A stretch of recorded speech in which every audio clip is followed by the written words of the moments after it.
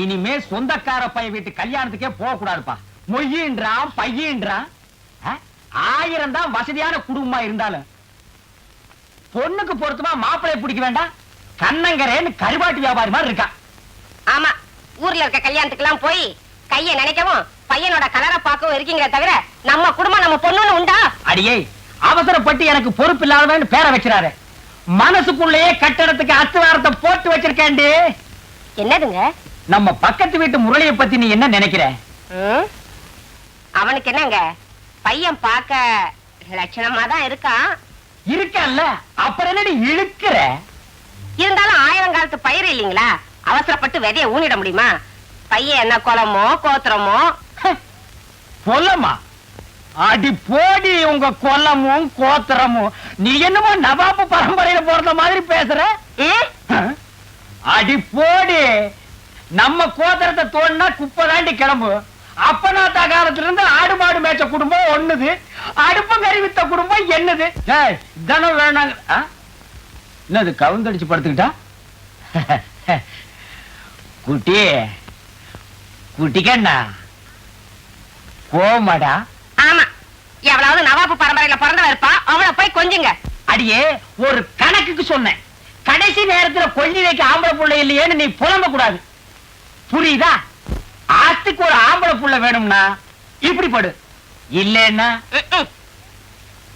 ஆண்டவா சோதிச்சுட்டியாடா. ஏண்டி ஆண்டாளு, 1/2 கிலோ போதுமா? போதுக்கா, பார்த்து சொத்தை இல்லாம போடுக்கா. ஏண்டி இப்படி வீடு வீடுக்கு காய்கறி வாங்கி கொடுத்துட்டு இருக்கியே, உன் பொண்ணுக்கு ஒரு நல்ல காரியம் பண்ண வேண்டாமா? காலாகாலத்துல மூக்கணாங்கயிறு போடுறி, அப்பதான் உன் மனசுல இருக்கிற பாரம் நீங்கும். பாக்கணும்க்கா, நீங்களா ஒரு நல்ல பையனா பார்த்து சொல்லுங்களேன்க்கா. முனிமாவன் கந்தசாமி ஹோட்டல்ல சர்வ வேலை பாக்குறான், தங்கமான பையன், முடிச்சிருவோமா? அக்கா என்னடி ஹோட்டல்ல வேலை செய்யறான்னு பாக்குறியா? 1000-2000 சீர் பண்ணு, ஒரு சாய கடை வச்சு கொடுத்துடலாம். நாளைக்கு நான் யோசிச்சு சொல்றேன்க்கா. சரி சரி, நாளைக்கு யோசனை படி சொல்லு.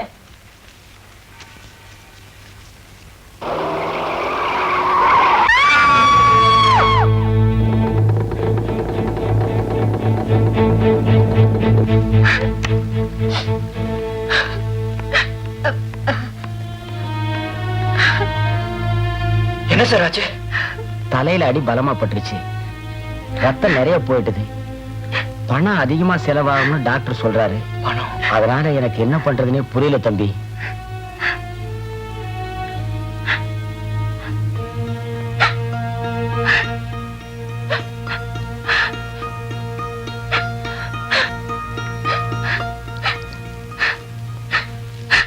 Doctor, I am very sorry mister ஆரம்.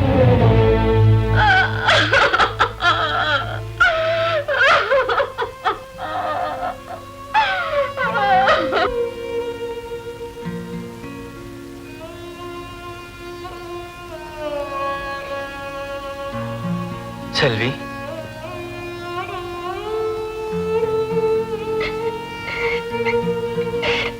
எல்லாரையும் போல ஆறுதல்ங்கிற பெயர்ல உன்னை நான் அழ வைக்க ஆசைப்படல.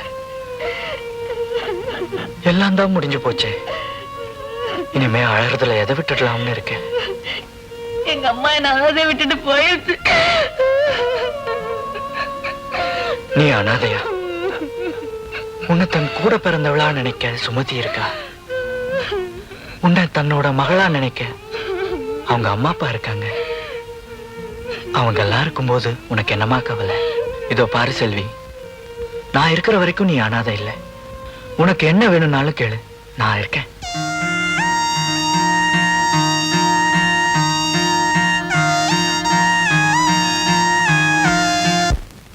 போனவா இந்த பொண்ணை ஒருத்தங்க கையில ஒப்படைச்சிட்டு போயிருந்தா பாரம் இல்லாம போயிருக்கும்.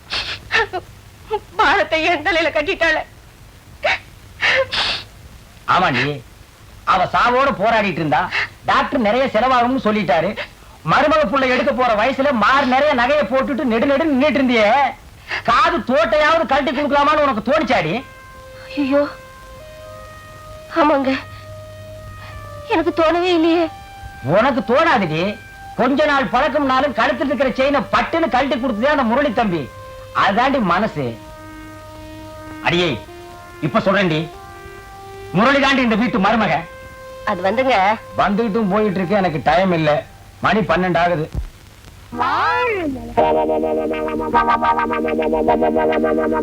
மார்க்கண்டேயா, மார்க்கமே இல்லையாப்பா? இருக்கப்பா இருக்கு, அதான் வெட்டிக்கிட்டு இருக்கல்ல. ஓ, நீ என்ன கறி வெட்டுறவனா இல்ல இன்ஜின்ல கறி அள்ளி கொட்டுறவனா? உன்னை வெட்டி போட்டா ஒரு தெருவுக்கே வருமியா? யோ, 1 கிலோ நெஞ்சு கறி போடியா? என்ன கறிமா? நெஞ்சு கறி. வாடா குள்ளரெட்டி, ஆபீஸ் பாய் உத்தியோகத்துக்கு சம்பளம் வாங்குறது ஐயா கிட்ட, வேலை செய்யறது அம்மா கிட்டியா? இது ஆபீசர் வீட்டுக்குல எக்ஸ்ட்ரா ஃபிட்டிங். எக்ஸ்ட்ரா பிட்டிங்க? இதுக்கெல்லாம் உனக்கு வயசு பத்தாதியா? எனக்கா? பின்ன எனக்கா? சும்மாயா? மூளைக்கறி போடியா? ஓ, முதல்ல நான் தான் மூளைக்கறி கேட்டேன், எனக்கு தான் வேணும். இருக்கிறதையும் ஒழுங்கு இல்ல, நீயும் கேக்குற அவனும் கேக்குற, நான் யாருக்கு குடிக்கிறேன்? எனக்குத்தான். எனக்கு தான். எனக்கு தான். எனக்கு தான். எனக்கு தான். எனக்கு தான். ஐயோ பூதம். அவருக்கு தான் மூளை இல்ல, அவருக்கா கொடுத்துரு. கங்க்ராச்சுலேஷன் மிஸ்டர் முரளி, உங்களுக்கு ஒரு ஹாப்பி நியூஸ் சொல்ல போறேன். என்ன சார்? உங்களை பெங்களூர் பிரான்ச் மேனேஜர் அப்பாயிண்ட் பண்ணிருக்கு. அநேகமா நீங்க அடுத்த வாரம் டியூட்டியில ஜாயின் பண்ண வேண்டியிருக்கும். Wish you best of luck. என்னடா காத்து போன டயர் மாதிரி முகத்தை உம்முன்னு வச்சிட்டு வர்ற? வேலையில ப்ரமோஷன் கிடைச்சிருக்குது, ட்ரீட் ஒண்ணும் கிடையாதா? வேலையில தான் ப்ரமோஷன் கிடைச்சிருக்கு, ஆனா வாழ்க்கையில இன்னும் கிடைக்கலையே. எடா மாடு மிரண்டுச்சா? ஆமா, எப்போ ஸ்டெடியா இருந்தா இப்போ மிரல. காலையில நல்லா இருக்கா, சாயங்காலம் சினுங்குறா. அவளை புரிஞ்சிக்கவே முடியலப்பா. ஆமா, நீ புரிஞ்சுக்கிறதுக்குள்ளார உனக்கு வயசாயிட போகுது. டேய், எதையும் நாளைக்கும் தள்ளி போடக்கூடாது, பட்டுன்னு உண்டு இல்லைன்னு கேட்டு போடணும். இன்னைக்கே கேட்டுறேன்.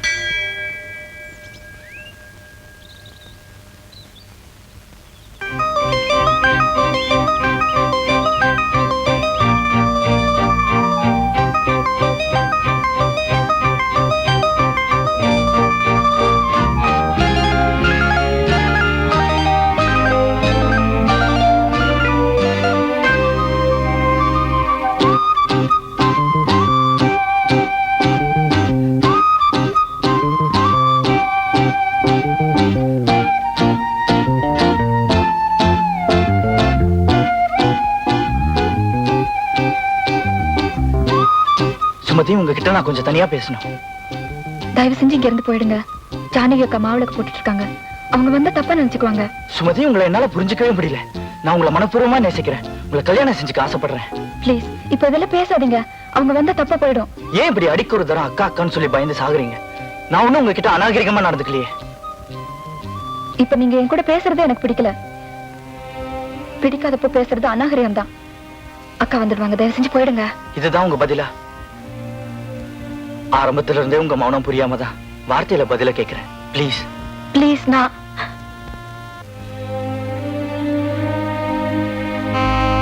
அந்த அம்மா வயித்துல புள்ளைய சுமந்துகிட்டு என்ன பிரச்சனையை சுமக்க வச்சுட்டாங்க. ஆனா ஒண்ணு, அவங்க பிரசவத்துக்கு முன்னாடி நம்ம பிரச்சனை ஒரு சுகப்பிரசவம் ஆகும்னு நம்புறேன்.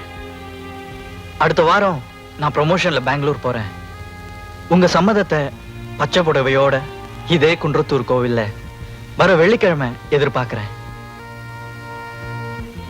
சரியோ தப்போ, இப்போ உங்க மௌனத்தை எனக்கு சாதகமா எடுத்துக்கிறேன்.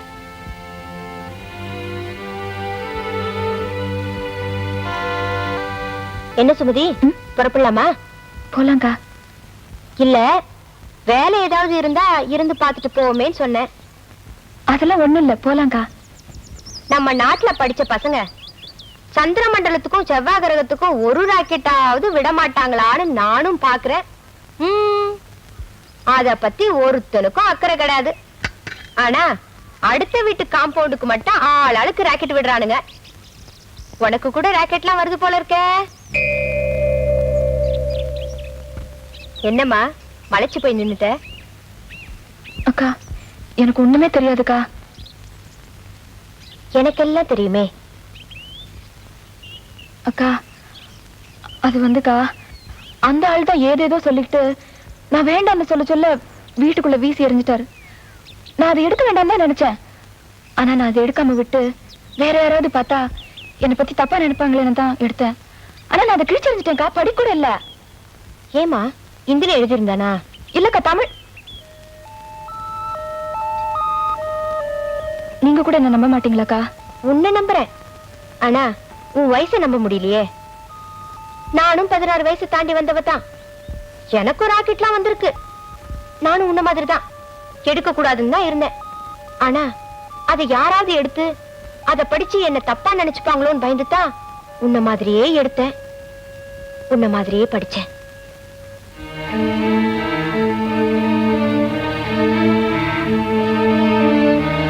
அத படிச்சதுதான் நான் என் வாழ்க்கையிலேயே செஞ்ச பெரிய தப்பு. அதுக்கு பிறகு எல்லாமே தப்பா போயிடுச்சு. பெத்த தாய் தகப்பனை கூட பார்க்காம இருந்துடலாம், ஆனா அவனை பார்க்காம ஒரு நாள் கூட இருக்க முடியாதுங்கிற மாதிரி என் மனசு அவனையே சுத்தி சுத்தி வந்துகிட்டு இருந்தது. அவனும் என்னையே சுத்தி சுத்தி வந்துகிட்டு இருந்தான். கதைகள்ல படிச்ச, சினிமாவில பார்த்து பழகி போன கதாநாயகியா நானும் ஆயிட்ட மாதிரி என் மனசு குதி போட்டது. நாங்க 2 பேரும் ஒன்னா சேர்றதுக்கு இந்த ஊரும் உலகமும் தடையா இருக்குமோன்னு அவன் ஓதின மந்திரத்துல நான் மயங்கி போனேன். நாங்க 2 பேரும் ஊரை விட்டு ஓட உற்சாகமா முடிவு பண்ணினோம்.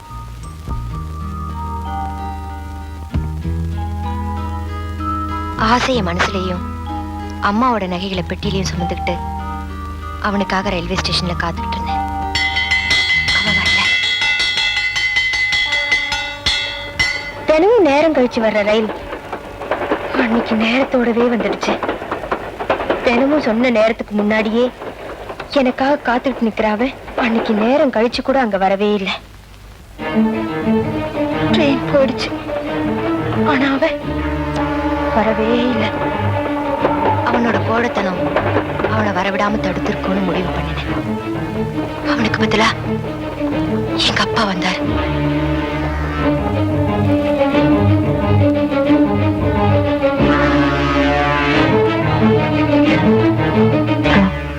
நான் மிஸ்ஸஸ் கோபாலா வாழ்ந்துட்டு இருக்கேன். நான் சந்தோஷமா வாழ்ந்துகிட்டு இருக்கதா தான் எல்லாரும் நினைச்சுக்கிட்டு இருக்காங்க. ஆனா அப்படி இல்லம்மா. நான் ஒவ்வொரு நாளும் எனக்குள்ளேயே வெந்துகிட்டு இருக்கேன். என் கணவர் என்னை கட்டி அணைக்கிறப்பெல்லாம் எவனோ அணைச்ச உடம்பு தானே இதுன்னு எனக்குள்ளே நெருப்பா எரியுதுமா. அந்த கொடுமையான உணர்ச்சிய என்னால வார்த்தையால சொல்ல முடியல. அதை அனுபவிச்சாதான் புரிஞ்சுக்க முடியும். ஆனா அதை நீ அனுபவிச்சுதான் தெரிஞ்சுக்கணுங்கிறியா? அதை நீ அனுபவிச்சுதான் தெரிஞ்சுக்கணுங்கிறியா? சுமதி, காதல் கதைகள்ல படிக்கிறப்போ சுகமா இருக்கிற சமாச்சாரமா, ஆனா வாழ்க்கையில ஏதோ என் மேல படிஞ்ச கரைகளால உன் மேலையும் கரையை படிய வச்சு பக்கத்துல நிறுத்துறதா நான் பேசுறேன்னு நினைக்காத. யாருக்குமே தெரியாம என் வாழ்க்கையில் நடந்து போன அந்த இருட்டான சமாச்சாரத்தை நான் வெக்கத்தை விட்டு உன்கிட்ட ஏன் சொல்றேன் தெரியுமா? நாளைக்கு நீயும் இப்படி ஒருத்திக்கிட்ட சொல்லக்கூடாதுன்னு தான்.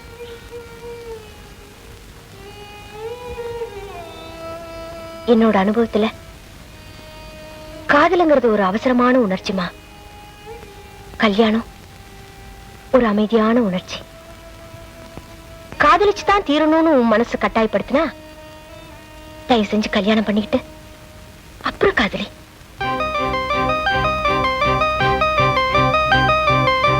அக்கா, நான் கையில பிள்ளையோட வர்றப்ப உன் கழுத்துல தாலியோட அப்பா அம்மா பார்த்து வச்ச மாப்பிள்ளை பக்கத்துல உன்னை நான் பார்க்க ஆசைப்படுறேன். சரியோ தப்போ இந்த மௌனத்தை சரின்னு எடுத்துக்கிறேன்.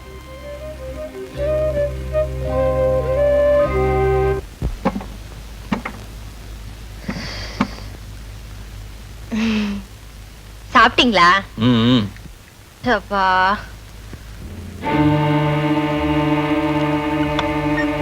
வீட்டுக்குள்ள புழுக்கமா இருக்குன்னு வெளிக்காத்து வாங்க போனியா? என்ன சொல்றீங்க? சும்மா ஒரு பேச்சுக்கு சொன்னம்மா. எங்க போயிட்டு வர? கோவிலுக்கு தான். அம்மன் கோயிலுக்கா இல்ல ஆண்டவன் கோயிலுக்கா? வாரம் வாரம் போற கோவிலுக்கு தான். வார வாரம் போறியா? சந்தோஷமா? ரொம்ப சந்தோஷம். இன்னைக்கு நல்ல தரிசனம் கிடைச்சதுங்க. மனசுல இருந்த பாரம் எல்லாம் நீங்கிடுச்சு. வார வாரம் பாக்குற கடவுளை தானே இன்னைக்கும் பாத்திருப்ப. அந்த ஆண்டவன் இன்னைக்கு ஏதாவது ஸ்பெஷலா வரம் கொடுத்திருக்கானே? ஒரு பேச்சுக்கு சொன்னம்மா. அதெல்லாம் ஒண்ணும் இல்லைங்க. வர வர உனக்கு ஒண்ணுமில்லாத விஷயத்துக்கெல்லாம் மனசு திருப்தி ஆயிடுது இல்ல? என்ன சொல்றீங்க? சும்மா ஒரு பேச்சுக்கு சொன்னம்மா. வர வர உங்களுக்கு எல்லாம் விளையாட்டா போச்சு. அப்பா, என்னடி புள்ள அப்ப மூஞ்ச பாக்குறது துடிக்கிறானா? உங்க பிள்ளையாச்சே, துடிக்காம இருப்பானா? அந்த புள்ள தன்னோடதுன்னு இன்னொருத்தன் சொல்லிட்டு இருக்கானே.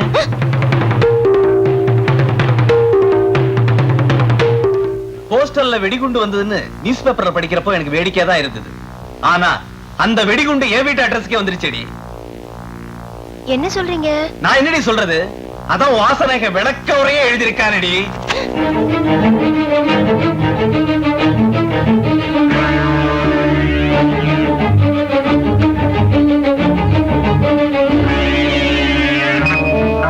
அவன் புள்ளைக்கு நீ அம்மா ஆகலாம், என்ன அப்பனாக்க பாக்குறியடி?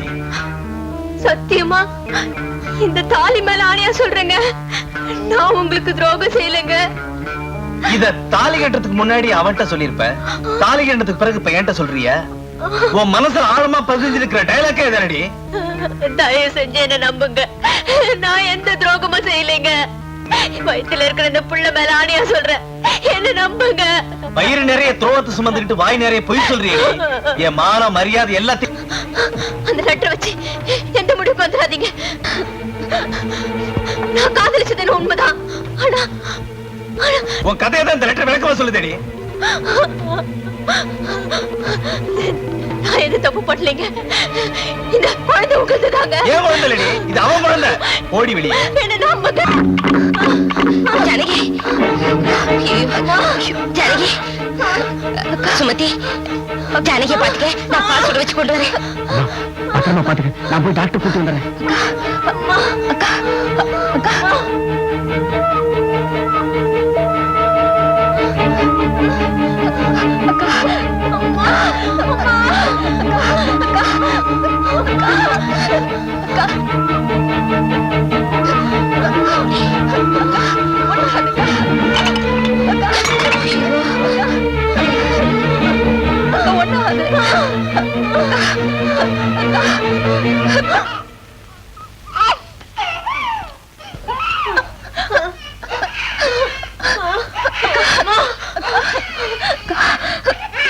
சுமதி, பிறந்த இந்த குழந்தை சத்தியமா சொல்றேன், நான் மனசால தப்பு பண்ணிருக்கலாம், ஆனா உடம்பால தப்பு பண்ணலாமா?